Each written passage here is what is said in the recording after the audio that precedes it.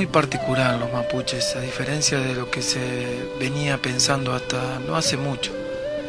Fueron un grupo de pueblos indígenas que convivieron perfectamente con varias actividades económicas, como ser la caza, la recolección, el pastoreo y la agricultura.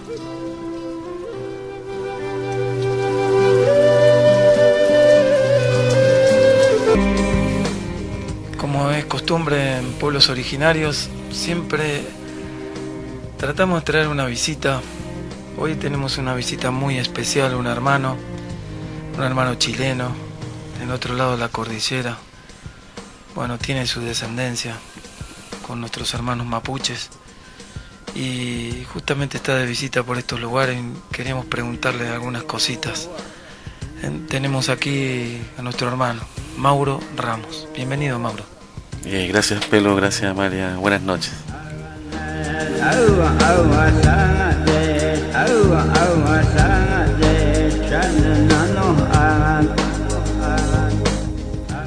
¿Nos puede contar un poquito, Mauro, cómo está en estos momentos la situación de algunos hermanos mapuches en el lado del sur de Chile?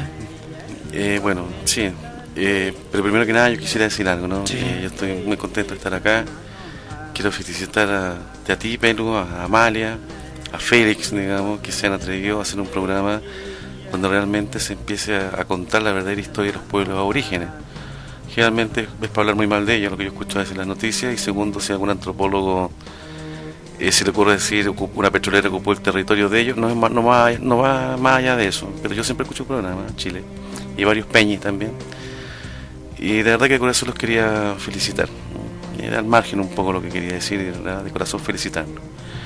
Gracias. Con respecto a lo que está pasando en el sur de Chile, digamos, ¿cierto? Es tratar de recuperar las tierras robadas, digamos, ¿cierto? Lo que la nación mapuche llama el Hueñén Mapu, el robo y el usurpamiento de nuestras tierras, ¿cierto? Ya que hemos sido Huentrefú, hemos sido, como dicen ellos, tratados como verdaderas mercaderías. Y en el fondo ellos están tratando de recuperar sus tierras, de volver a gobernarse como ellos eran, porque todo lo que se ha hecho es imposible que resulte, porque están entregando formas de gobierno o soluciones que ellos jamás se han gobernado, así que es imposible. Pensemos desde ahí que vamos al fracaso.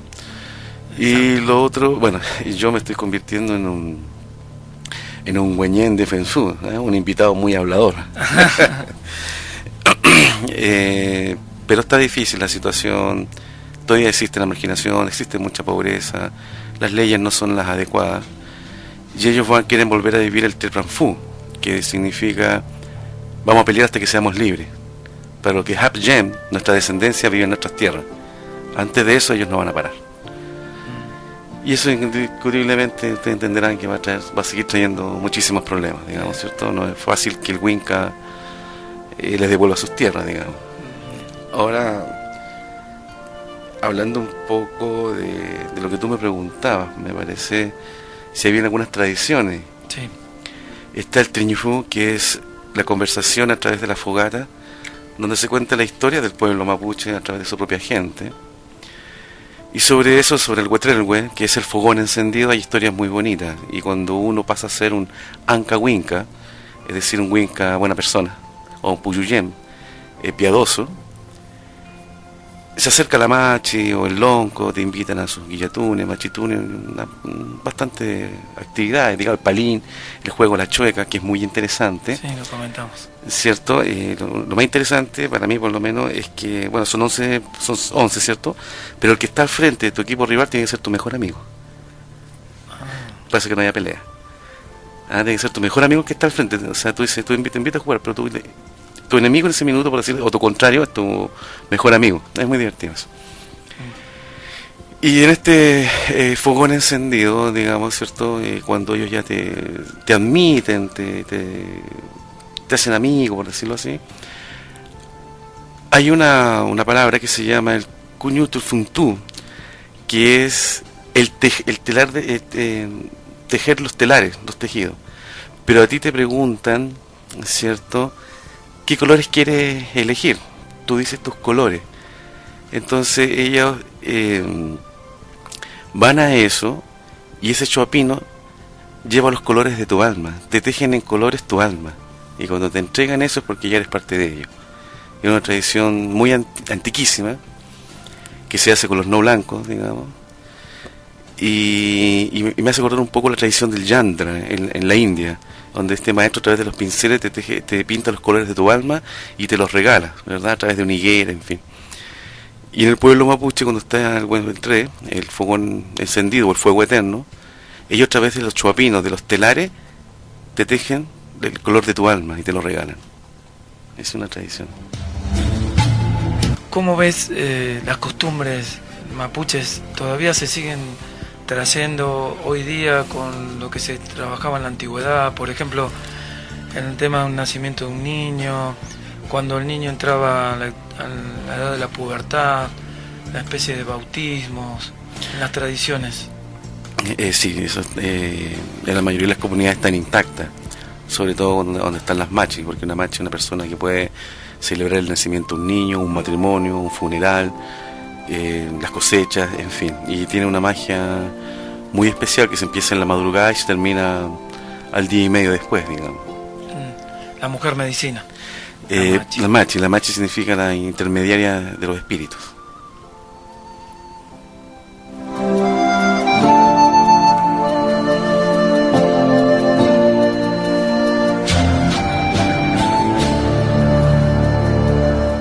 Contanos un poco también cuando van a cazar o una cosecha, siempre se le pide antes, ¿no? A la madre tierra.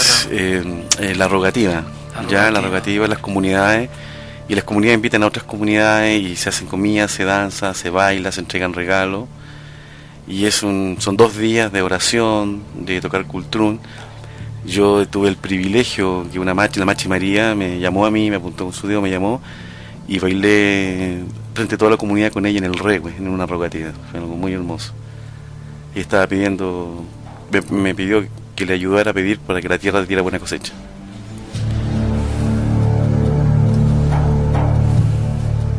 Siempre existe ese respeto, ¿no es cierto?, por la tierra, el permiso. Absolutamente, el permiso para todos los animales, el agua, los árboles, todo. Digamos, ellos no entienden cómo somos nosotros, les cuesta demasiado entender cómo somos nosotros, cómo llegamos y arrasamos los árboles, les cuesta muchísimo, ellos sufren por eso, ¿no?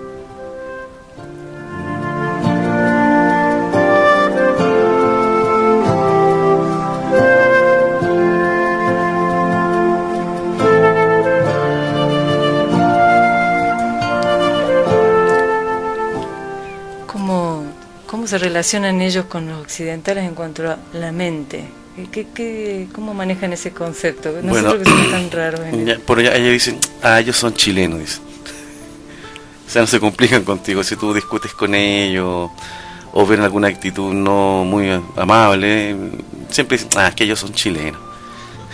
Ahí te matan.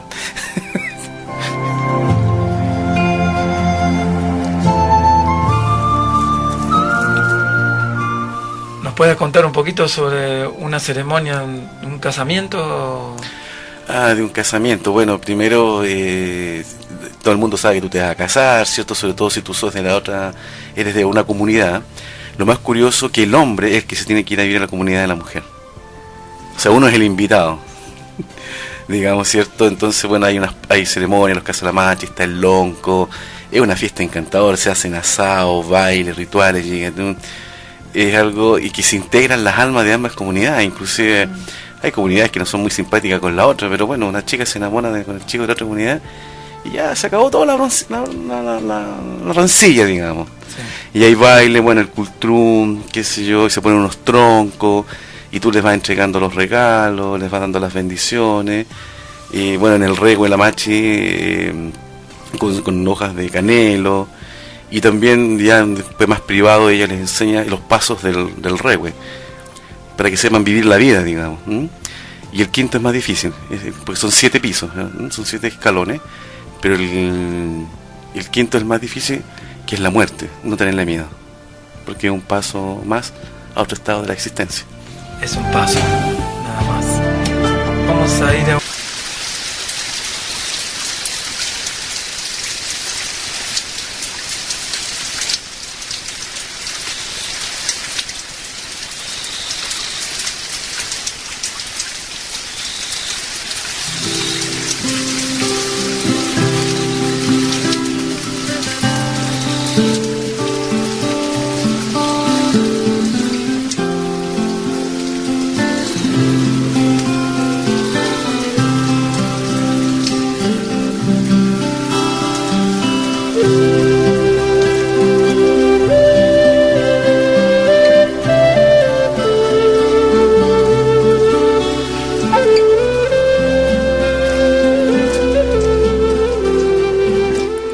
vamos a contarles sobre un fallo contra los mapuches aquí en la Argentina.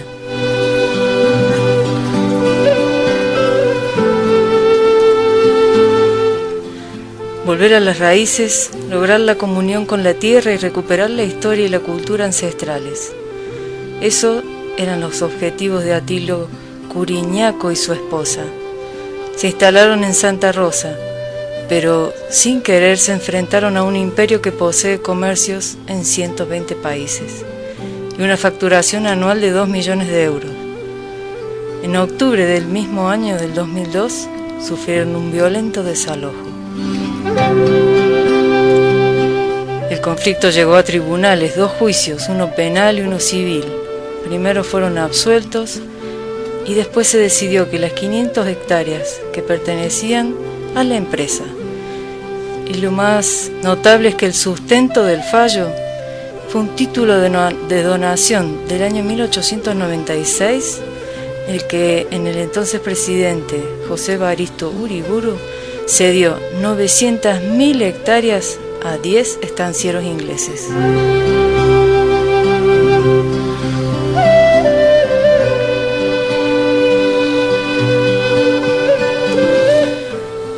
La comunidad mapuche Lof de Santa Rosa Leleque está situada a 90 kilómetros de la ciudad de Esquel. El juez Omar, con un curioso apellido, Omar Magallanes, de la ciudad chubutense de Esquel, emplazó a los integrantes a desalojar el predio. Según él, están instalados ilegalmente desde hace 4 años, porque son propiedad del empresario italiano Benetton.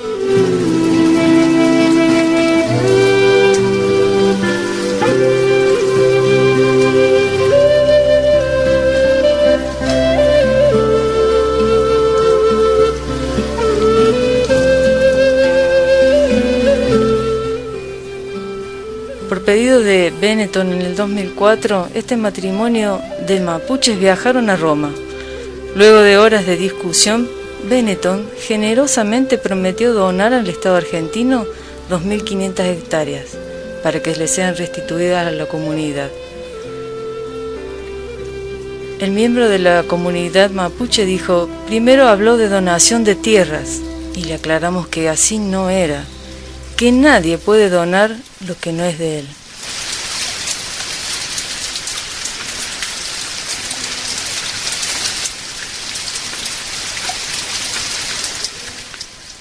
El juez Magallanes sostiene que no tiene la menor duda y de que son usurpadores que cometieron un acto de posesión clandestina.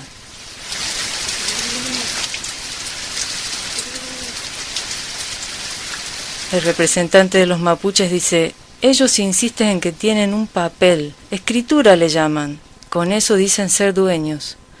Nosotros mostramos nuestra sangre originaria, ancestral, poseedora del lugar. Esa es nuestra prueba de posesión.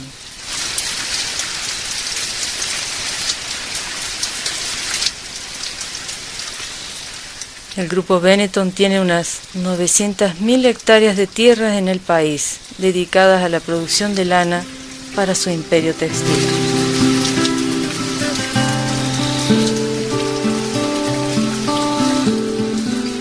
La presidenta argentina Cristina Fernández anunció que enviará al Parlamento un proyecto para limitar la propiedad extranjera de las tierras a imagen de una norma en esta materia que se aprobó en Brasil.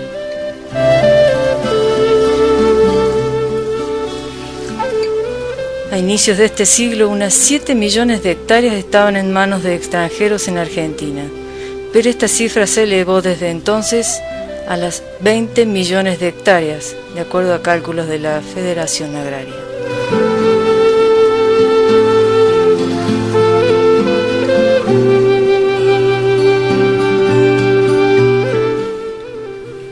Bueno, primero también sufrieron muchos embates, ¿no? Inclusive hasta la conquista del desierto, entre comillas, del general Roca. Y bueno, la colonización de los ingleses, los alambrados, y ahora también estas cosas, ¿no? Para los pueblos nativos siempre el hombre pertenece a la tierra y no la tierra al hombre, y gracias a Dios que estamos camino de retorno, ¿no? Esto sucede también en la parte chilena, Mauro. Bueno, eso es lo que están peleando ellos precisamente. Benetton, cierto, igual que Douglas Tonkin, que han comprado mucho terreno a ambos lados de la cordillera, tanto chilena como argentina, son simples siervos de David Rockefeller. Exacto. O sea, ellos no son dueños de eso. Y no me sigue llamando la atención de que nuestros países siguen construyéndose en base a tierras robadas. No hay mucho que podamos hacer. Y esto viene de tiempos inmemoriales, todos los que estamos acá lo sabemos. Esto está bueno también conocerlo porque, bueno, muchas veces se juntan firmas, se hacen, digamos, asambleas, y está bueno para que apoyemos, ¿no?, todas estas cosas y para que podamos salir adelante con esta problemática de estos pueblos originarios que aún quedan, ¿no?, son perseguidos durante siglos. Yo tengo fe, como decía Palito, tengo fe de que todo esto va a cambiar, porque sé que hay un nuevo orden en la tierra, sé que hay una gran masa crítica que se está generando y que, bueno, la hacemos entre todos, que las cosas van a cambiar, que se va a imponer la justicia, ¿no?, la justicia divina, no la justicia de lo que nosotros creemos que tenemos que imponer. El Neguechen o el Kayaki va a meter mano, digo yo también, ¿eh? Yo creo que basta de que se sigan construyendo los países en base a tierra robada, ¿no?, en base a destruir naciones que están antes que nosotros llegáramos. Somos simples mestizos, por lo menos yo me considero así. Pero no quiero quitarles el programa, pero ustedes vean cómo se ve en las comunidades sutilmente, ¿cierto?, el nombre muy pituco que le pusieron, pero son reservaciones.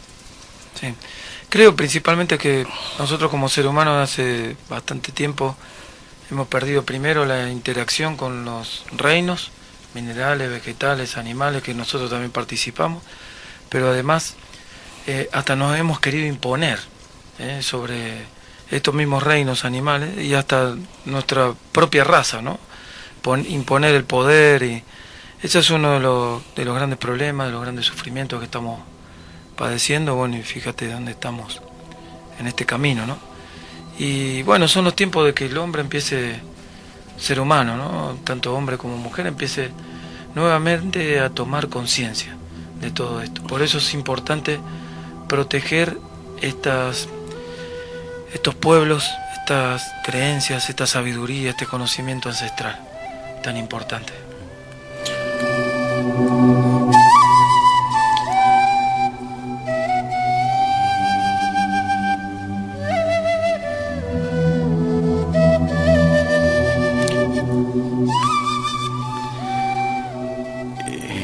Bueno, estaba un poco atónito con la noticia que tú diste, Amalia. La verdad que no deja de tener un sentimiento de bronca, de rabia. Veo que a los peñes de la Argentina les pasa absolutamente lo mismo. Nadie hace nada. Los grandes imperios económicos siguen aplastándolos. Lo más probable es que después les contaminen las aguas y los sigan corriendo. Y lo más probable es que ellos tengan 2 ovejas y el señor Reina tenga 10.000. Y van a decir que los perros de los mapuches le comieron una oveja y los van a seguir corriendo hasta quizás pasarlos más allá de Ushuaia, digamos, es lo que viene en el fondo. Yo tengo mucha fe y mucha esperanza también como el pelo, pero también tengo que ser claro que estamos a la sombra de una nueva inquisición frente a ellos de nuevo, a través de nuestras pseudo leyes occidentales.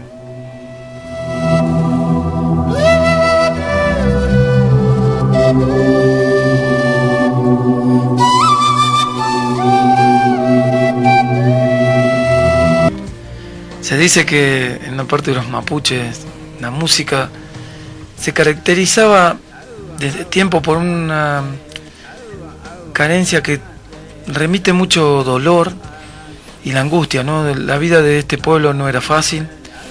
Sobrevivir en una tierra cubierta durante meses por la nieve implicaba una tenaz lucha cotidiana, ¿no?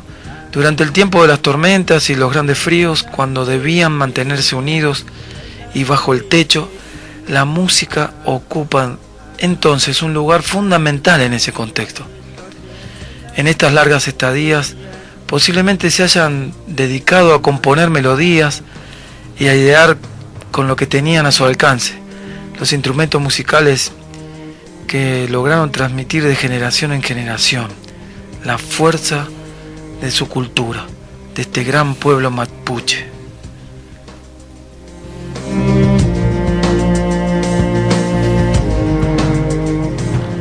A ver, Mauro, podemos ir nombrando algunos de estos instrumentos, como por ejemplo el cultrún. Bueno, el cultrún es el tambor mágico, digamos, ¿cierto?, que ocupa la machi, que cuando ella ya va a ser machi, o los espíritus deciden en los sueños de esa madre que ella va a ser machi, se elige el árbol de álamo y que se va a cortar para hacerle el tambor, o sea, que ella nazca. Después, bueno, cuando ya crece, que sé yo, a los 15 años, porque hay machis de 15 años, machis de 15 años. Yo en una próxima oportunidad voy a traer una foto para que ustedes la vean y todo. Después cuando ya la machi, digamos, el neguechén la ubica y todo, ella se va al bosque para ver, digamos, en qué momento cayó la semilla a la tierra, cuándo brotó y cuándo el leñador lo cortó. Y también tiene que ver cuándo fue fecundada esa cabra, digamos, de cuero blanco, y cuándo fue sacrificada en ofrenda y por qué se hizo ese cuero para ella. Y ahí empieza todo ese trabajo en la machi. Ahora, las machis están en 3 grados: la del saltillo de agua, la del trueno y la del viento, que es la machi más poderosa. Pero para que un cultrún, digamos, sea mágico, la machi tiene que hacer unos rituales especiales, muy ocultos, y después uno le puede ayudar, digamos, si es que ella lo solicita. Ningún cultrún puede funcionar si no tiene el eco. Y el eco se busca entre las 4 y las 6 de la mañana. Entonces se va a una quebrada, ella elige 4 personas, y uno empieza, hola, hola, hola, hola, hola, hola, hola, hasta que el eco puede estar en una raíz, en una piedra, se abre el cultrún y se le echa adentro al cultrún y se cierra. Entonces al tocar, ¿cierto?, cuando hay que caer en esos estados de trance, ese eco se convierte en sonido de los espíritus, lleva sanación, trae sanación, lleva la enfermedad, la deja ya, la clarividencia y todo. Un cultrún sin ese trabajo no tiene sentido. Ajá. La pifilca. La pifilca es una de flauta, pero para que funcione bien se le tiene que echar agua. Se le echa agua, tú le echas agua. Como un silbato. Sí, entonces queda, digamos, 1 centímetro sin agua y tú. Y en un momento tiene que llamar los animales para comunicarse con los saltillos de agua, se usa, en fin. Ajá. La trutruca. La trutruca. La trutruca cuesta harto tocarla, pero después de harto tiempo, digamos, jugando con ella, tú te integras con ella y hay un sonido muy bonito de los lejanos, de los cantos, para llamar las aves. Te fijas que, como decías tú, tiene un sentido melancólico también, ¿eh? De tanto dolor también que han sufrido los pueblos. Se dice que su sonido asemeja un bramido de un toro y simboliza la fuerza de la tribu. Está hecho de caña coligüe. Sí, de caña coligüe. La próxima vez me comprometo a traer una. Ajá. Y tocarla, digamos.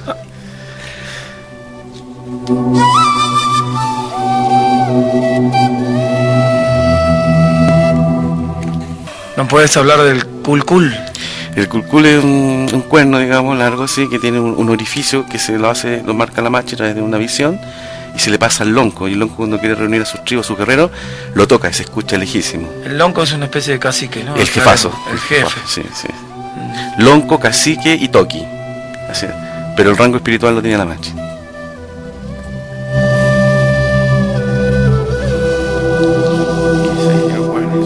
Sí, de calabaza.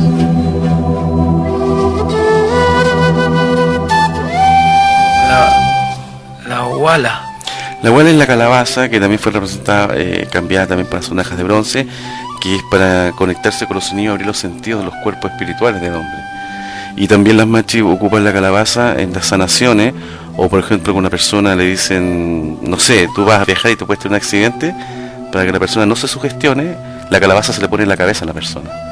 Las personas muy sugestionables o que se van a enfermar, me voy a enfermar, me voy a morir, se coloca una calabacita en su cabeza o colgada en su cama y se les quita eso. Esa es la magia de la semilla de la calabaza.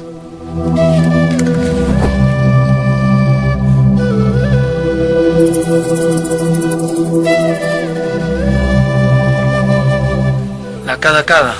Es una sonaja con conchitas, con todas, pero la usan las mapuches, perdón, las machi, las quenche, las mujeres de la costa, del mar. La usan ellas, y las otras usan las sonajas de calabaza. Pero las lafkenche, las mujeres del mar, usan eso.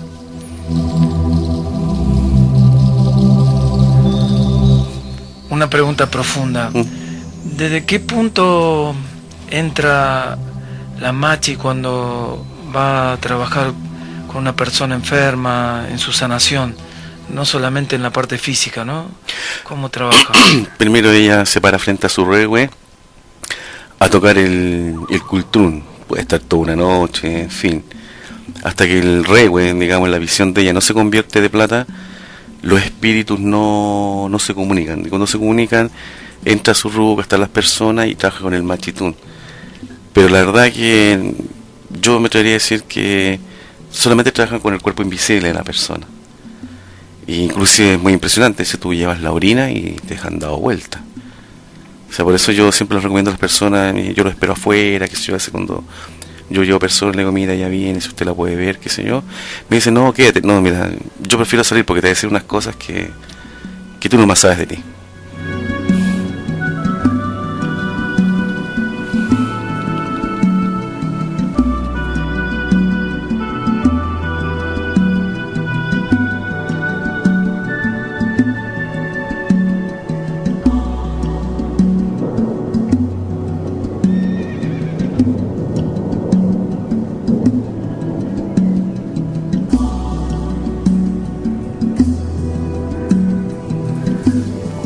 Ya que estamos en estos temas así profundos, ¿cómo consideras la magia en el mundo mapuche?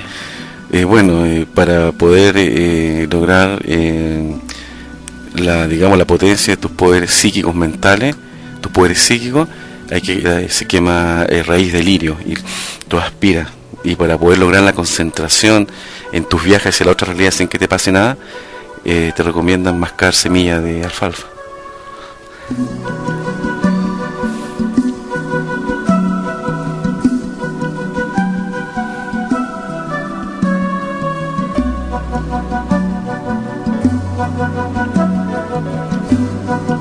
También se cree en una especie de espíritu maligno, sí, que algunos le llaman gualicho. Gualicho, el malulo.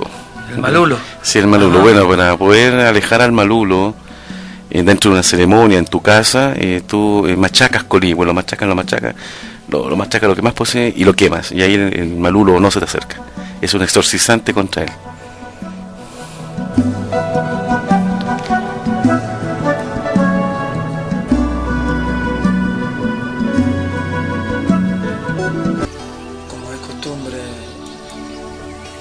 Como es costumbre en pueblos originarios, traemos a este momento una leyenda, una historia,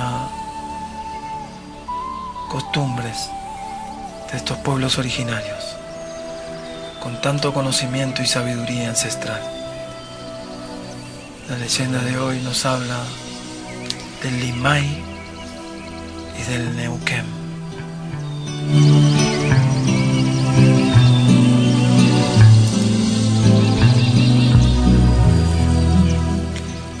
Neuquén y Limay eran dos caciques que tenían sus toldos, uno al norte y otro al sur.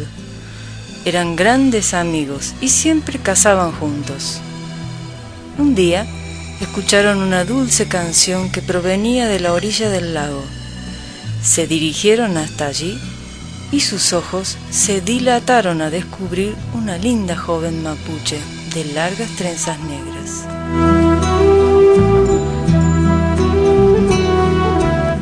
¿Cómo te llamas?, inquirió Limay. Me llamo Raihue, contestó ella, bajando sus hermosos ojos negros. Ambos muchachos se enamoraron de la hermosa joven y ya en el camino de regreso sintieron que los celos rompían su antigua amistad. Como su distanciamiento se fue acentuando con el pasar de las lunas, sus padres preocupados consultaron a una machi, quien les explicó la causa de la enemistad de sus hijos. De común acuerdo, propusieron a los jóvenes una prueba. ¿Qué es lo que más te gustaría tener?, preguntaron a Raigüe. Flor nueva. Una caracola para escuchar en ella el rumor del mal, contestó. Los padres sentenciaron: el primero que llegue hasta el mar y regrese con el pedido tendrá como premio el amor de Raigüe. Consultados los dioses, convirtieron a los dos jóvenes en ríos, uno desde el norte y otro desde el sur. Comenzaron el largo y fatigoso camino hacia el océano. Mas el espíritu del viento, envidioso por no haber sido tomado en cuenta, comenzó a susurrar al oído de la joven enamorada. Neuquén y Limay jamás volverán. Las estrellas que caen al mar se convierten en hermosas mujeres que seducen a los hombres, aprisionándolos en el fondo del mar. Nunca más los volverás a ver. El corazón de Raigüe se fue marchitando de angustia y de dolor con esos pensamientos. Al ver pasar el tiempo sin que sus amantes regresen, se dirigió entonces hacia la orilla del lago donde había conocido el amor, y extendiendo sus brazos ofreció su vida a Neguechén a cambio de la salvación de los dos jóvenes.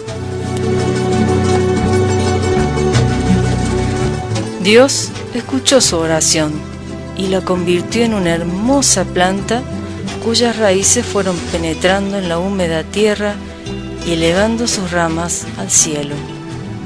Su cintura se afinó en verde tallo, su busto se esparció en tiernas ramitas y su boca se abrió en roja flor. El envidioso viento voló a contarles lo acaecido a los jóvenes, que salvando 1000 obstáculos corrían hacia el mar. Sopló con tanta fuerza que desvió el curso de los ríos hasta juntarlos para darles la noticia y gozar de su dolor. Cuando comprendieron que Raigüe había muerto de dolor por su causa, depusieron todo su resentimiento anterior y se abrazaron estrechamente, vistiéndose de luto por su amada. Así, uniendo sus aguas eternamente, siguieron su camino hacia el mar, dando origen al río Negro.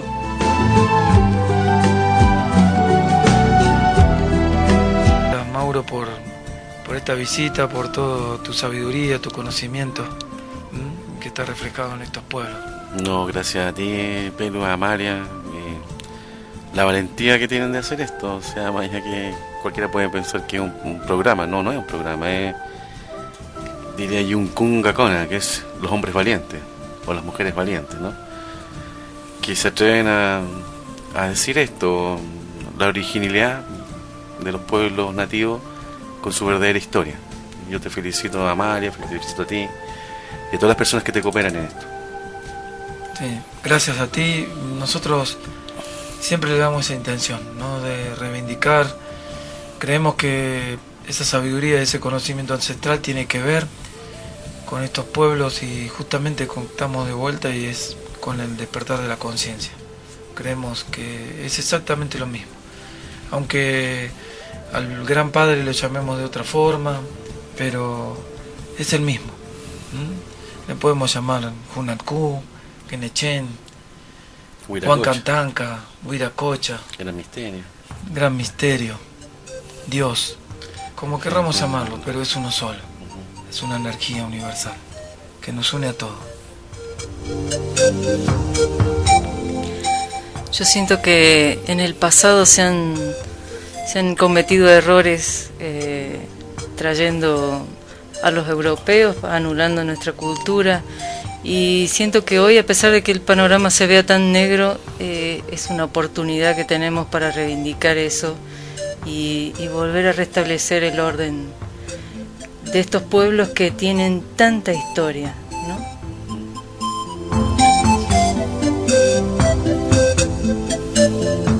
A mí me impresiona la antigüedad de los pueblos. Estamos hablando de 30.000 años, ¿verdad? 30.000, 40.000 años, 54.000 años. Y piensa tú que ellos, mientras se gobernaron de esa manera, Amalia, jamás tuvieron un problema. Y si hay algunas devanencias entre ellos, es porque tratan de imponerles formas de gobernarse de quienes corresponden. Por eso fracasan.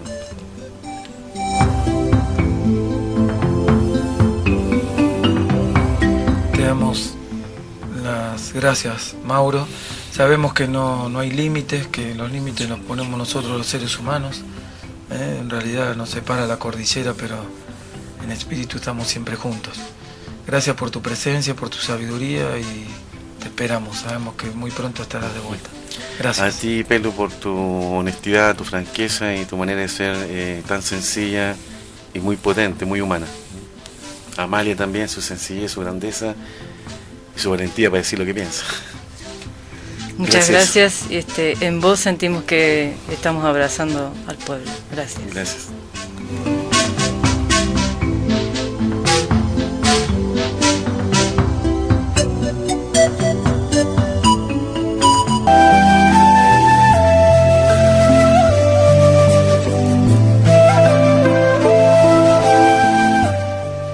Y con esta suave y hermosa melodía nos vamos acercando al fogón como hacemos siempre para escuchar de alguna planta, para conocerla, para acercarnos a sus virtudes y aprender a usarla.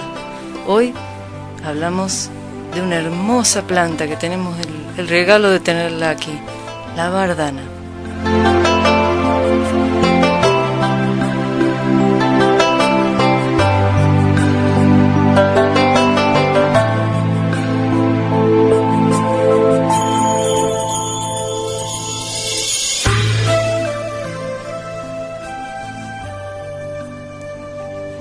Lapa officinalis, algunos de otros nombres, lampazo, bardana principalmente. Es una afamada planta por sus propiedades como depurativa, diurética, eficaz contra el reuma, arenillas renales, artritis, ciática. Precipita el ácido úrico, por lo que se la considera una gran depurativa.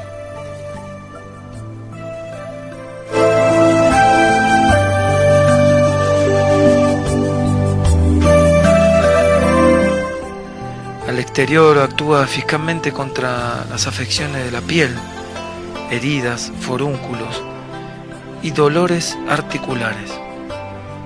Favorece las funciones hepáticas, es estimulante de la parte uterina.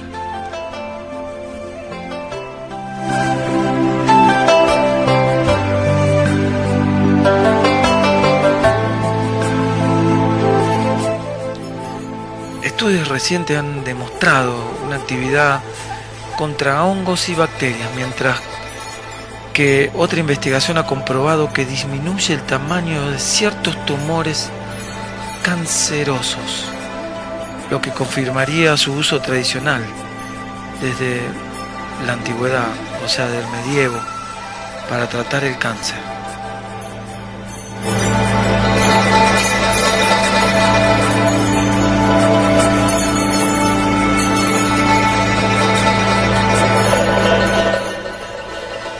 La preparación, el uso, fíjate, Amalia, que por ejemplo para esta planta se puede utilizar tanto las hojas como las raíces. Las hojas principalmente para todo lo que es uso externo y la raíz es más para uso interno. Se utilizan las raíces de las plantas jóvenes y la raíz tiene que estar bien lavada. Se cortan en trozos pequeños, se desecan directamente al sol. Esa es la propiedad que tienen muchas veces las raíces, hay que secarla al sol y de noche guardarla bajo techo, ¿no? Para cubrirla un poco del sereno y de esa humedad. Se la seca lo más rápido posible para que no pierdan su efectividad. Y se pueden guardar en frascos de vidrios, sobre todo herméticos. Para uso interno justamente se utiliza lo que es la raíz. Se prepara una infusión con 2 puñados grandes de raíz por cada taza de agua caliente. Eso más o menos una proporción de 20 gramos por litro de agua. Se tiene que beber hasta 3 tazas por día antes de las comidas. Para casos extremos puede hasta haber una necesidad de utilizarlo un poquito más o duplicar un poquito más la dosis.